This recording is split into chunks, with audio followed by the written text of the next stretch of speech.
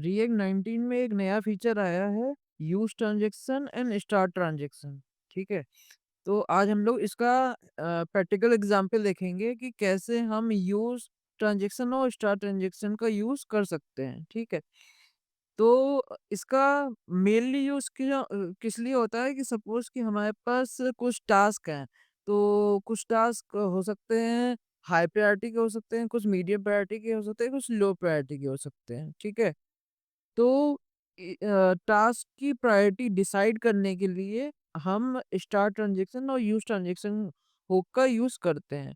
तो हम अभी इस एग्जांपल में बताएंगे कि कैसे हम प्रायोरिटाइज कर सकते हैं टास्क को। ठीक है, तो सबसे पहले एक इनपुट लेते हैं।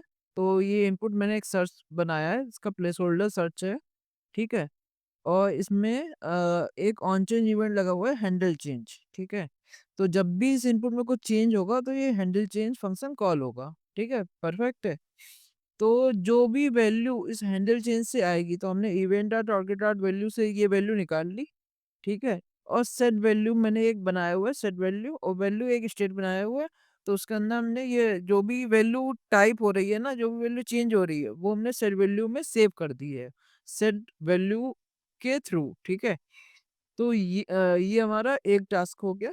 और हमने क्या किया, एक एरे बनाया है, एम्प्टी एरे, और इसको मैंने 20,000 बार घुमा दिया। ठीक है, क्यों घुमा दिया? क्योंकि मैं यहाँ पे कुछ लंबा काम करवाना चाहता था, जो जिसमें कंप्यूटिंग थोड़ी ज़्यादा हो। तो ये तो अभी मैं सिर्फ ऐसे लूप ना फ्रंट एंड में कर रहा हूँ। हम लोग के रियल केस, जब हम रियल प्रोजेक्ट बनाते हैं, तो कभी कभी क्या होता है, कुछ लॉन्ग डाटाबेस क्वेरी चलती हैं जो काफ़ी ज़्यादा टाइम ले लेती हैं। कभी कभी वो 1 1/2 सेकेंड ले लेती हैं, कभी 3 4 सेकेंड भी ले लेती हैं। तो उस टाइम पे हमारा कोड रेंडर, जो रेंडर प्रोसेस होती है यूआई की, वो ब्लॉक रहती है। ठीक है, तो उसी केस को रेप्लिकेट किया है मैंने कि यहाँ पे कुछ सेकंड तक ज़्यादा ज़्यादा बार मैंने लूप चलाया है, जिससे कि कुछ सेकंड तक वो रेंडर प्रोसेस हमारी ब्लॉक रहे। ठीक है, उसके बाद 20,000 एलिमेंट्स को मैंने इस एरे में पुश कर दिया है यहाँ से। ठीक है, और उसके बाद इस एरे को मैंने सेट लिस्ट में अपडेट कर दिया। सेट लिस्ट मैंने एक स्टेट बनाई है, लिस्ट और सेट लिस्ट करके, जिसकी डिफ़ॉल्ट वैल्यू एम्प्टी एरे है, उसमें हमने ये 20,000 एलिमेंट्स का एक नया एरे अपडेट कर दिया। लेकिन ध्यान देने वाली बात ये है कि जब भी हैंडल चेंज फंक्शन कॉल होगा, तो हर बार 20,000 एलिमेंट का लूप चलेगा, और हर बार ये एरे सेट लिस्ट में अपडेट होगा।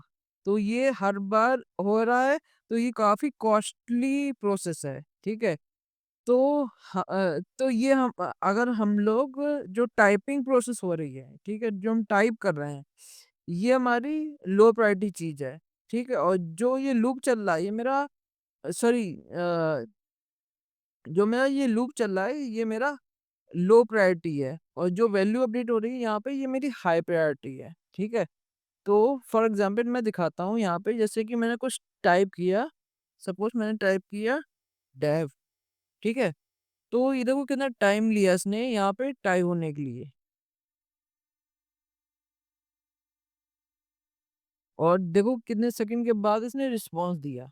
ठीक है, क्योंकि ये 20,000 एलिमेंट्स का लूप चल रहा है, तीनों 3 टाइम्स, मतलब 20,000 20,000 20,000 3 बार चला, क्योंकि 3 करेक्टर मैंने टाइप किए।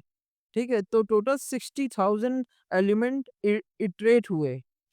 तो इस चीज को प्रिवेंट करना है मुझे, कि मतलब ये यूआई प्रोसेस ना ब्लॉक ना रहे, जब मैं कुछ टाइप करूँ तो ये पूरी रेंडर प्रोसेस ब्लॉक ना रहे। ठीक है, तो इस चीज को करने के लिए आ, इसको मैं बड़ा कर लेता हूँ।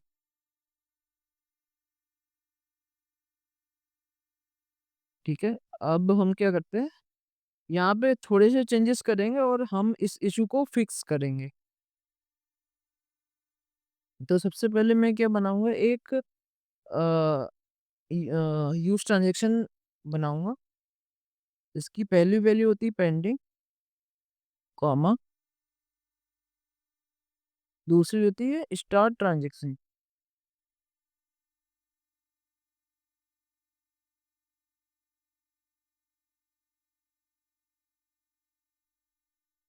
और ये इंपोर्ट होगा तुम्हारा यूज ट्रांजेक्शन पे। ठीक है, अब हम क्या करेंगे, हम इस एलिमेंट ऑफ कोड को कट कर लेंगे और यहाँ पे लिखेंगे स्टार्ट ट्रांजेक्शन, और इसके अंदर हम ये कोड डाल देंगे। ये शायद स्पेलिंग मिस्टेक हो गई। ठीक है,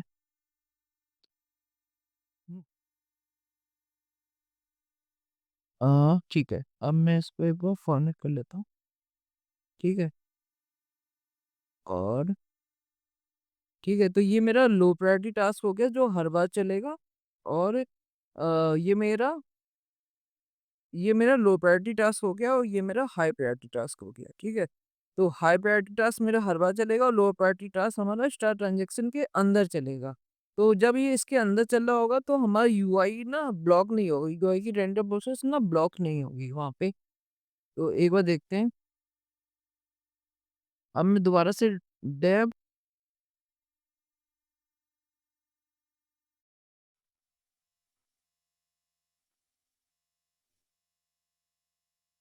बाइट्स लिखता हूँ, ये देखो ब्लॉक नहीं हो रही, मैं लिख पा रहा हूँ। ये देखो, ये मैं लिख पहले से पा रहा हूँ लेकिन रिस्पॉन्स बाद में आ रहा है क्योंकि ये ब्लॉक नहीं हो रही है। अगर मैं कुछ और लिख लिख के ट्राई करता हूँ, सपोज मैं लिखता हूँ वॉर्निक,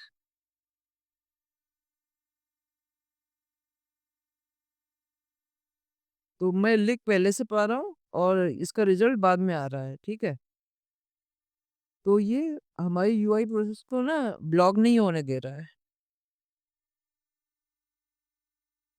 इसमें थोड़ा सा ट्विस्ट और करते हैं। जो ये पेंडिंग आ रहा है ना, तो जब ये पूरा कंप्लीट हो जाएगा टास्क, तो पेंडिंग की वैल्यू अपने आप फॉल्स हो जाएगी। और जब ये चल रहा होगा तो पेंडिंग की वैल्यू ट्रू रहेगी। तो यहाँ पे एक थोड़ा सा लोडिंग इंडिकेटर और लगाते हैं। अगर पेंडिंग की वैल्यू ट्रू है तो हमें क्या दिखाए, लोडिंग दिखाए, अदरवाइज कुछ ना दिखाए। ठीक है, तो एक बार दोबारा से ट्राई करते हैं। ये देखो ऊपर लोडिंग लिखा आया। ठीक है, जबकि मैं टाइप कर पा रहा हूँ और लोडिंग अभी भी हो रही है। तो ये हमारी रेंडर प्रोसेस को ब्लॉक नहीं कर रहा है। ये यूज है तुम्हारा यूज ट्रांजेक्शन का और स्टार ट्रांजेक्शन का। ठीक है, यूज ट्रांजेक्शन इसमें हुक है, स्टार ट्रांजेक्शन एक तरीके का फंक्शन है जो रैप करता है, मतलब आप इसके अंदर अपना कोड रैप कर सकते हो। ठीक है, और पेंडिंग एक तरीके का वेरिएबल है जो तुम्हें बुलियन बुलियन वैल्यू देता है। अगर स्टार ट्रांजेक्शन के अंदर अगर आपका कोड चल रहा है तो पेंडिंग हमेशा ट्रू होगा। जब ये कंप्लीट हो जाएगा तो पेंडिंग की वैल्यू फॉल्स हो जाएगी।